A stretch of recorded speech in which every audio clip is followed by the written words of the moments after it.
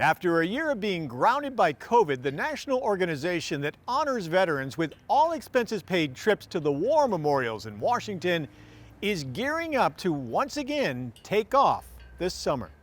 It's a huge year. We're excited to finally get the word, and it has been a long, long wait. And our biggest fear, of course, is having veterans that don't make the wait. So we're thrilled that we can finally fly. Barry Finnegan, the director of the North Country Honor Flight, says that starting August 28th, the U.S. Oval in Plattsburgh will once again be filled with hundreds of well-wishers who come to send off the veterans for their trip to Washington. The crowds are excited and they can't wait to get back. We got things rolling right now that we're going to be ready. It's going to be a long haul. We've got a flight on August 28th and again on September 18th, October 9th, and October 30th. That's every 3 weeks for 4 flights. The flights are free to 15 veterans and their guardians who accompany them to see the national war monuments built in their honor. Right now, more than 200 veterans are waiting to go. It's going to be packed, and but we've got to do that. We've got a waiting list that's just not acceptable right now, so we need to get these flights out. Right now, we've got 200 veterans waiting to go. So mathematically, if we do these 4 flights this fall and we get 6, possibly 7 next year, we can get it back down to everybody that's on the list right now would have flown. So then we can start from scratch and do it all over again.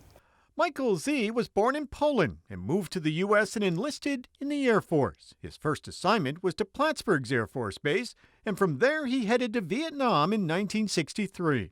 He was scheduled to be on one of the honor flights last year. And this is one thing on my bucket list, is to go see and pay respects to the friends that passed away during the Vietnam conflict.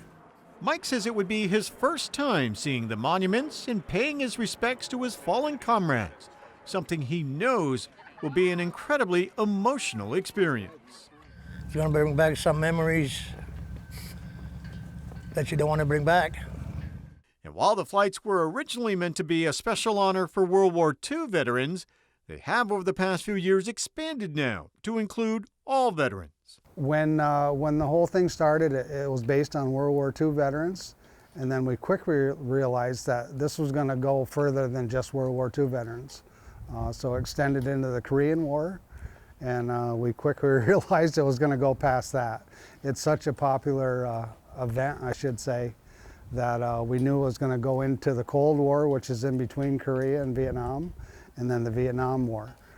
Nobody deserves to go more than the Vietnam veterans. What they did and what they had when they came home was outrageous, and we can't change that, but we can let them know that people don't think that way anymore, and that their service to the country was just as appreciated as any other battle. The group isn't planning to let the global pandemic cancel any more flights than it already has, even if they still have to deal with some COVID restrictions. It's still 3 months away almost, so there still could be further changes. We're prepared. If we need to do the mask, then we'll do the mask. That's a minor inconvenience. Right now, everybody that goes on the flight is going to have to be vaccinated. That comes from National Honor Flight, so that's kind of a mandate. And we'll adjust the rest from there. We're hoping to have the same crowd. Even if they're a little farther apart, people won't mind. The flights are paid for with donations, money that even while the world was on pause with the pandemic kept coming in. A sign to veterans that their communities all across the northern tier in Vermont are grateful for their service and sacrifice. We have got probably one of the largest geographic zones in the country. We go all the way over to Watertown, and we've taken some veterans from the Albany area. And also, since there's no honor flight in Vermont, we cover all of Vermont. So it's a huge area. We go on some trips to pick up veterans that are sometimes 5 and 6 hours to go get them and 6 hours back.